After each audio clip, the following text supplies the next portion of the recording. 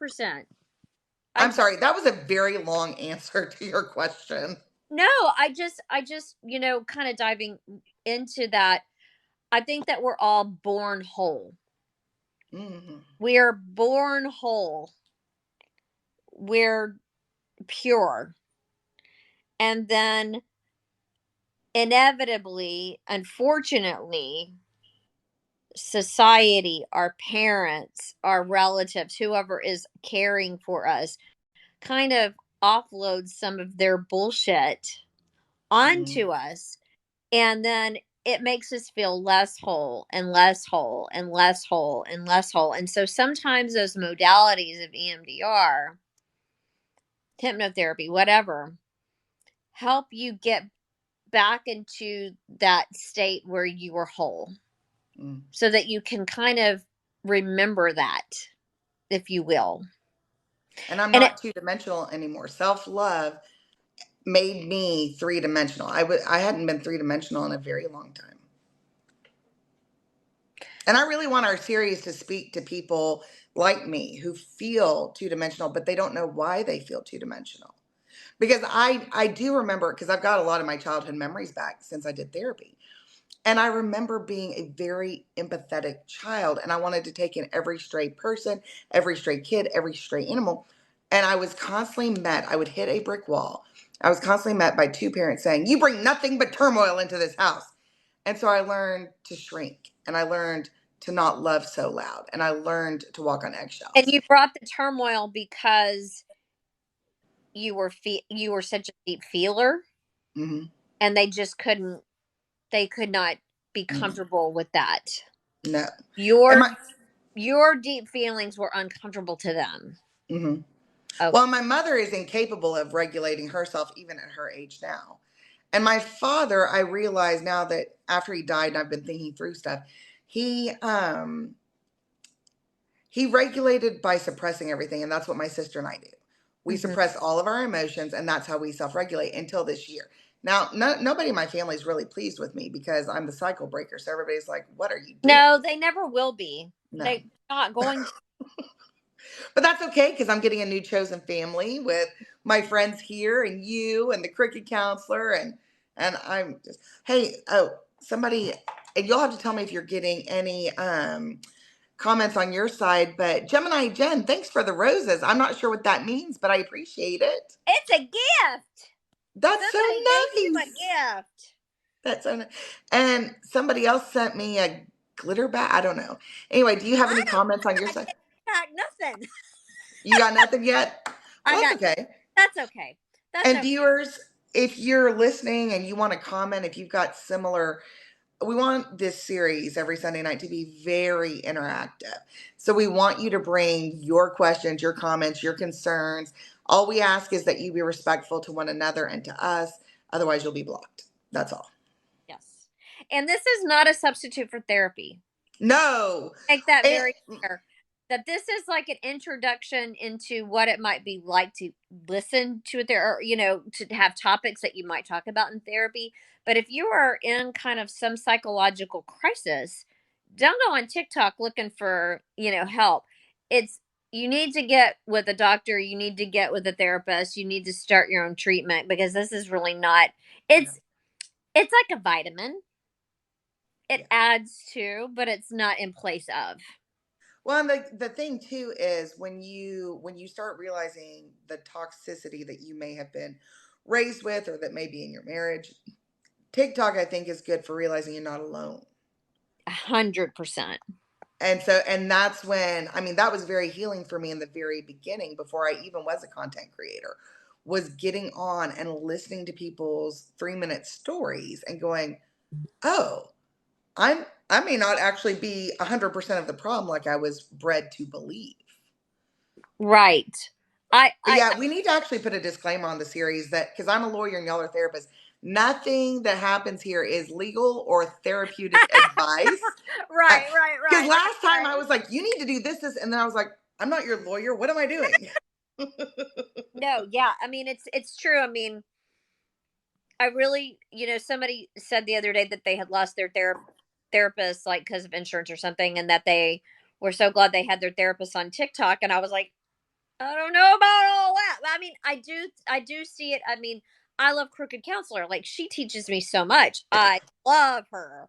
When there's another guy. Oh my gosh, I think his name is Longbeard Scott. Anyways, I get a lot out of him too. I mean, like, there's just a lot that these people that we run across on this app that can teach us, and they have such words of wisdom. And I mean, kind of going back to our topic tonight, I mean, there's so many people coming out of narcissistic relationships and they feel crazy. They think they're crazy. They feel like they're crazy. They've been the receiver of so much manipulation. They don't know their head from a hole in the wall, as my dad used to say. You don't know your head from a hole in the wall. You don't. But and you're thinking, oh my gosh, I can't trust myself. I thought this one was the one, or I really thought this was a good person, and then now I just feel like I had somebody tell me that they felt like they were like somebody had sucked them dry, like they were calcified. Hmm. Like, I just have nothing left of me. Like, Hmm. yeah. Well, and that's why I think it's good to start this series with the stages of narcissistic abuse. And then the second half of the series be how do we find self love and what does that look like? Gemini Jen says, I quit psychiatry due to docs not listening to me. I'll let you respond to that as the therapist, but I will say this, Gemini Jen. One thing I found, and I love men, please do not misunderstand what I'm about to say. But if you were going to a male, I would find a woman. And I do that with my all my doctors, whether it be my therapist, whether it be my family practitioner, because I have felt in the past like male therapists and male doctors maybe didn't listen or identify as well with me as females. So I would say maybe try a different gender than what you've already tried. What would you say, Janet? I have met some, I mean, like, the one psychiatrist in my area that I love to refer to is a man. So I think it depends. I think it really, really depends. But here's the thing. But this goes back to trusting yourself, which so many people don't know how to do. But if you go into therapy or you go to a doctor and you just do not feel like you are getting what you need out of those sessions, it is okay to say, I don't think this is for me. I don't think this person is for me. And it's okay to go look for somebody else. Mm-hmm. If you are a member of your treatment team, a valid member of your treatment team. So if your doctor is saying, I think you need to do blah, blah, blah, blah, blah, blah, blah, blah, blah, and you're like, I don't really know if that feels good for me, that's okay. It's okay to seek another opinion. I've had Yeah. people visit me, and you're not allowed to see two therapists at the same time unless you're like in marriage counseling and individual counseling. But I mean, like, you can't see two individual counselors at the same time. Like, that's not kosher. But I've had people say, I've been seeing a counselor for a while. I'm not really feeling like I'm getting what I wanted out of it. Okay, fine. So let's give it a go. But if you don't feel comfortable, that's okay. I can refer you to somebody else too. Because we all have different styles too. And it's the same for I'm not lawyers. for everybody. I know I'm not for. Well, and it's the same for lawyers too, because I tend to handle very high conflict divorces against narcissists. And it's the same thing. I think people are afraid of hurting our feelings. But honestly, I always tell people you've got to, if you're divorcing someone with a high conflict personality, you've got to have someone you can run a marathon with. And I can usually gauge that after 20 years from the get go. But if they come and they're like, we're not jiving, can I have a referral? I'm like, absolutely. Here are three names I would trust. Uh, Ch- Chad says, do you think mental health issues such as schizophrenia can be caused by trauma from high school Yes, or from childhood? Sorry, not high school. yes, You do? yes. Schizophrenia. I For the longest time, everybody was like, "Oh, schizophrenia, schizophrenia. It's inherited." Da, da, da, da. And there is, I think, a genetic component to all mental health issues. But yes, the more we are learning, the current research and the current things that I'm reading is that yes, it can be linked to trauma. Absolutely. But we've talked about this before. trauma can be traced back generations. So Hmm. it may not be just like you may have come from like the greatest utopian family ever. And you're like, well, I shouldn't feel this way because I didn't have trauma. Well, it doesn't matter if it's even just within your own immediate family. It can, anyways, that's my spiel on that. Well, and I think that's a great point. I think the other thing too that I didn't realize until this last year of therapy, my therapist told me when I was taking care of my dad and he was in the hospital and I had my therapy appointment, she said something about it being a traumatic weekend. I was like, it wasn't traumatic. I was taking care of my dad.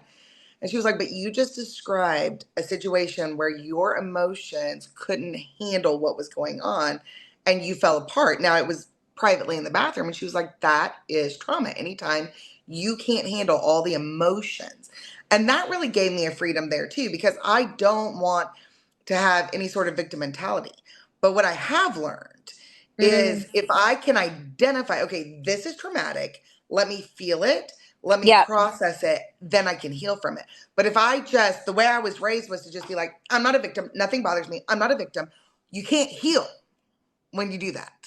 You can't heal. Well, and then it also doesn't teach you, going back to self love, it doesn't teach you how to be in touch with how you're really feeling so that you can attend to yourself in the correct way. Mm-hmm. Because that's the thing is we almost have to diagnose ourselves. And we do that with like a feelings wheel. We have to go on the feelings wheel and we have to identify truly what feeling am I having beyond just mad, because it goes deeper than that. There's frustrated, there's annoyed, there's disrespected, there's all these other feelings. So if we can identify and like, oh, okay, I'm feeling disrespected, well then I can attend to that in a different way than I would say, some other form of anger. That is good. And I like what you said about learning what you're feeling. Because I think that's why it's not just the dynamic I was raised in. It was Right. not knowing what I felt is why I didn't know how to set boundaries. And I was reading something the other day about, how often do women have sex when they really don't want to? Now, I mean, sometimes you need to say yes to your husband even when you don't feel like it. But when I really started looking back, I realized, you know what? There have been so many times to try to buy love. I have not had boundaries. I have let anything happen in a relationship. And now that I've learned that I am worth love and I love myself, that shit ain't gonna fly in future relationships. If I have any, because frankly, I'm really enjoying just being alone. You're funny. You're funny. That TikTok you sent me earlier was hilarious. I'm she's so precious. But yeah, I mean, if we if we don't know how we're feeling, how are we supposed to love ourselves? Mhm. If Yeah. we don't know what we want, how are we supposed to honor that? If we don't know where we want to go, how are we supposed to get there? Hmm. And all of those things that I'm discussing require reflection and time. They require intuition and trusting intuition also. Hmm. What do I want? I don't know. I so one of an author. Oh my gosh, my brain is gonna go blank on her. Oh, Glennon Doyle. Not Glennon Doyle. Is it Glennon Doyle? That sounds Glennon. familiar, but I don't know where you're going with it. Anyways, she had her son's friends, teenage friends, over to her house, and it was like a group of boys and a group of girls, and she asked all of them, "Are you guys hungry?" And all the boys said, "Yes." And all the girls looked at each other. I don't know. Are we hungry? I don't know. Are we hungry? So then they agreed, yes, they were hungry. And so she's like, so do you want like pizza or you want like chicken nuggets or whatever? And the boys all gave their order of what they wanted. And all the girls looked at each other like, I don't know. What do we want? And I feel like that, all of that Yeah. is what also keeps us and is perfect prey for that narcissistic personality style, because we don't know what we want, so we're very susceptible to somebody telling us what we should want. Well, and that's also, to me, goes to the community factor, which was in the book that you and I just read, Discovering the Inner Mother, about the easiest way to control a woman or a child is if they have to choose between authenticity and connection, they're going to choose connection. Oh, yeah. And I realized how many times I've done that in my biological family, in my relationships, instead of choosing authenticity. And for me, self love is looking like, no, what do I want? And I think part of the problem is we don't like to sit alone in silence. And sometimes No. that's what it takes to figure You out. know I don't. Oh, I know. I've been on you for 2 weeks to take a I silent know. You're moment. like, stay still. And I'm like, I can't. But I don't think it has to be a big deal. Like Right. for example, for me tonight, and then Gemini Jen, I see your comment, and I am going to get to you because I want to say something to you about that. But tonight You're is the getting full. all these questions. I'm not getting any questions.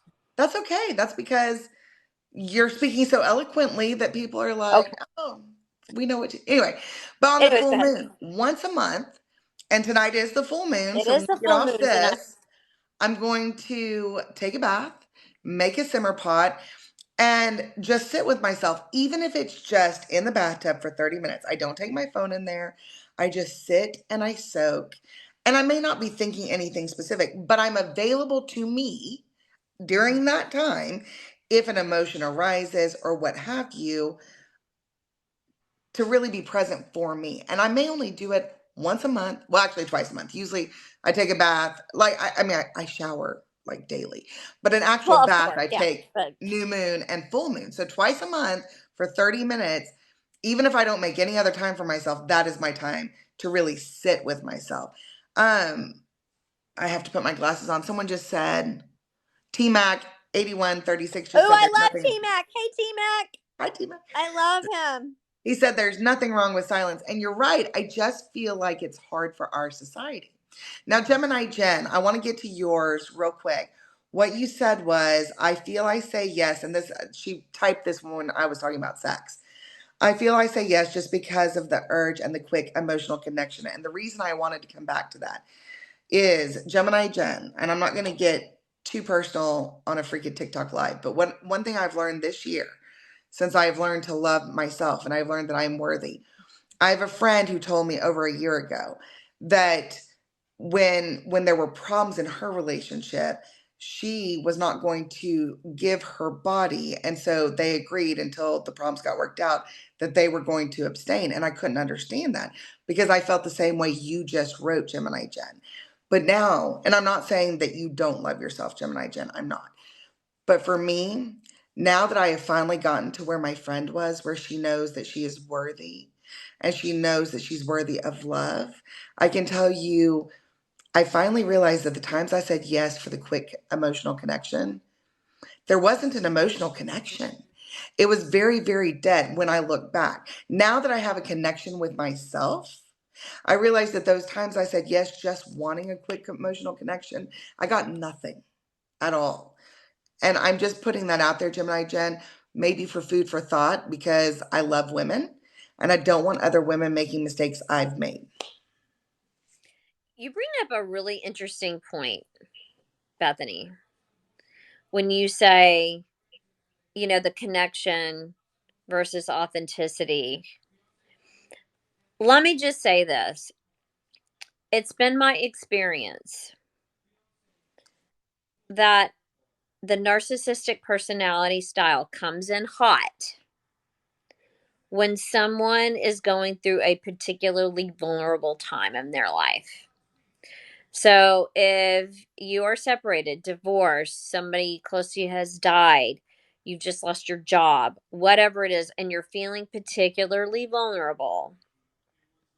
And that's how I feel like so many people get taken in by narcissists on online dating sites, is that you are vulnerable when you're going on these dating sites. You're looking for companionship. You're looking for love. You're putting yourself out there. You're putting yourself in the arena, and that is a vulnerable place. So those people sort of lurk, I feel like, around those arenas, looking for somebody who maybe doesn't have great, or hasn't developed, I'm not going to say doesn't have, somebody who hasn't learned self-love and great boundaries. Yeah. Well, and the other problem with online dating is we put so much in our profile, and narcissists will They do mirror lurk. that back to you. So that you're like, oh, we have this amazing connection, when really they don't like the music they're telling you they like. They got it off of your profile, and they're mirroring what they think will get you. And this is what I tell people all the time, and it sounds kind of icky, and it sounds like we're all like just full of ourselves. But the truth of the matter is that when we fall in love, we're not only falling in love with the other person, but we're falling in love with the version of ourselves that we are when we're with that person. So if Mm, you are taken in by somebody highly narcissistic and they're just mirroring everything, and you are just like, "Oh my gosh, somebody who understands me. See, I'm not so bad after all. I'm feeling pretty good about myself." Like somebody who likes the same quirky hobbies that I do or whatever. And you fall in love with that feeling of belonging, and that feel like, you, to your point, that feeling of connection. mm, It isn't until later on that some asks come along. I call them asks, big asks. There's big asks, little asks, medium asks. And, unless you really know yourself authentically, you'll just say yes because you don't want to lose that connection. yeah. Yeah. You will. And you will. I don't care I don't care how smart you are. I don't care how much money you make. I don't care what type of education you have. You will. Yeah.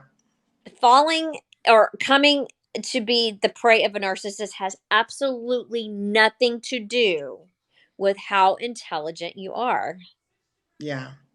Well, I think too, what you said is so true, that we fall in love with the way others make us feel. Mhm. And for me, now that I have developed self love, I now understand you have to make me feel better than I make me feel. And I never understood that before. That your presence has to be as good as me being alone, or you can't come in my space. And honestly, I love that. the I only love people that. the only people right now that feel good in my space are my girlfriends. Because they're the only ones that feel as good as being alone. Well, I mean, I think that's really important, and to speak to the other side of this, whether it be male or female, whatever, the other side of it is the person who is kind of being more narcissistic. It's, you'll hear a lot of times, but I do all this for them, I do that for them, I do this for them, I do that for them. And it's like, well, okay, that's very transactional. And to your point, Bethany, you're saying you have to make me feel better. It's not what you can do for me, because most of us can figure out how to do things for ourselves, right? Right? We may not want to, but we can. Right. So it comes down to something more than I take out the trash. Right. It comes down to more than I take the kids to school. Well, for example, my best friend and I, a year ago, she came over. I was going to have a dinner party. She came over an hour early to help me. And we sat on the couch after we got everything ready. We had like 45 minutes of downtime. Yeah. And we just sat there in silence, playing on our phones. And she said, "You have the easiest energy to be around." I was like, "You do too." And that's what I mean. Like, if you're going to come in my space, your energy can't deplete me, and it can't make me feel bad about myself. Yeah. So, but Okay. I didn't get there till I learned love of myself. How can we convince everybody? And I need work on this too. So, I need work. How do we convince people that taking that time to be still and to go inward and ask yourselves the hard question, ask yourself the hard questions is worth it. Well, I think the problem is people think in this busy culture, like, I don't have time for that.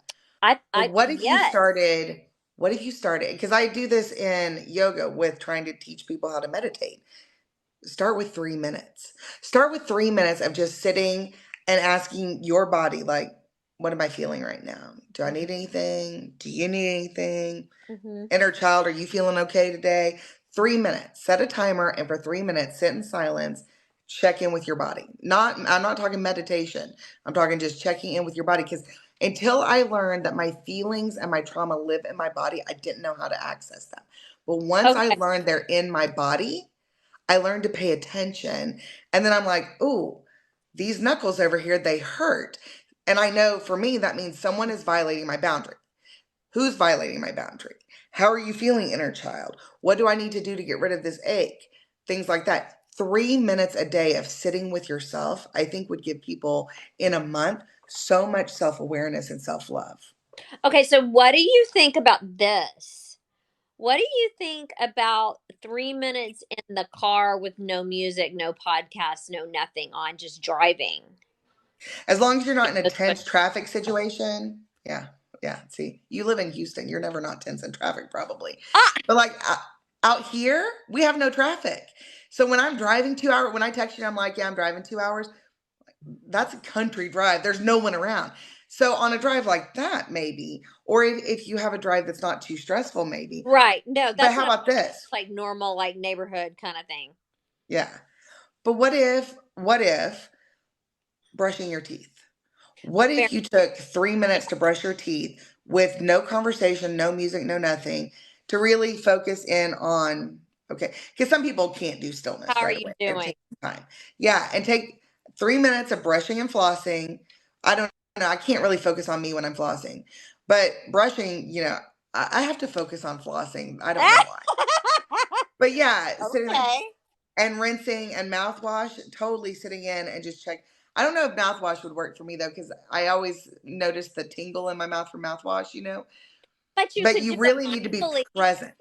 You Huh? could you could do it mindfully, and that's, in DBT, that's when we are teaching mindfulness. That's the very first thing we talk about is do one activity like brushing your teeth. That's choose that activity and do it mindfully. Like just be in your body, Yeah. just be present with that for the length of time that you do that activity. So I Or think the that's actually alternative. brilliant.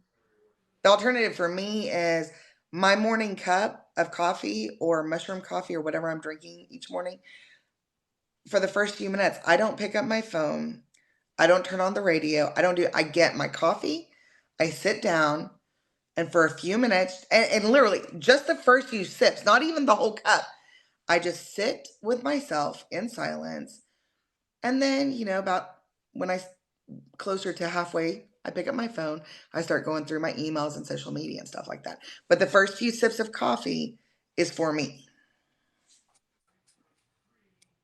So it's a little microscopic atomic habits like that. Yeah. And what I'm now trying to do is incorporate those throughout the day because often in the morning, nothing's happened yet. We're all fine. But what about your mid afternoon slump? That'd be a great time to have a little treat and check in with your body and go, how are you feeling? Are you feeling triggered by anything? What are the emotions? Like, what do we need to do? And what my therapist taught me, honestly, was it's as simple as letting my inner child throw a fit when she wants to and saying, I'm here. I witness it. I get why you're feeling that way. And I mean, it's me crying, but it's that little inner child that's really triggered by something and me going, it's okay. I'm going to take care of you. The other day she was triggered and it took a year to learn to recognize the inner child in me. But all it took, I was driving and I realized she was very, very triggered. And I was like, I can't really cry right now. So we're going to have to. And I realized she was feeling guilty about the separation in the biological family. And I had to tell her, I know that you grew up thinking it was your job to take care of everyone, but it was your parents' job. And now it's my job. And all you have to do is be and exist. And I said, what do you want to do this weekend? And she wanted to be creative. So I dried orange slices to make garlands. I made butter. I made cheese because that was the creativity. Because I was like, okay, what do you want to do for creativity? And that was what I wanted to do. And so that's what I've done this weekend. I've rested and I've made all this stuff. And she feels pretty good right now. That's great. So I think here's what, because we're not gonna on Sunday nights, guys, we're not gonna make these. T Mac says making coffee works well. I agree, T Mac. For those mindful moments. So viewers, we're not gonna make Sunday nights very, very long because we know No, everybody has to get ready for right. work. So how about this? Anyone who's watching, see if you can take 3 minutes a day, just 3 minutes, one time a day, whenever is best for you. Check in with your body, see what you're feeling, see, and ask your body if you're having an emotion, what do you need me to do to process this? And just see what happens. And then come back next Sunday and we will start talking about love bombing and how self love can negate love bombing in a narcissistic relationship. And we'll want to hear your comments on how those 3 minutes went for you this week. And just remember, I'm a lawyer, they're therapists, but nothing we say is real, like legal advice or therapeutic advice. Like, we're here to